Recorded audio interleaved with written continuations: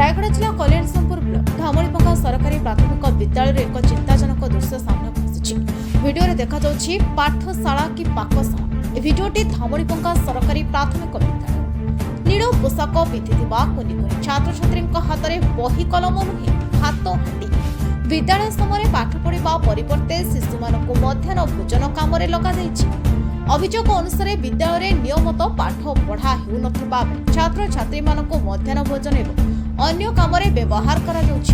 प्रधान शिक्षकों अवहेला जो छात्र छात्री पढ़ा समय काम कर शिशु श्रम एक दृश्य ना शिक्षा व्यवस्थार घोर अवहेला। सरकार शिक्षा अधिकार आईन और मध्याह्न भोजन योजना आनी शिशु को पाठशाला को आकर्षित करने किंतु एठारे से योजना शिशु को काम लगाइबार उपकरण हो जाइछि।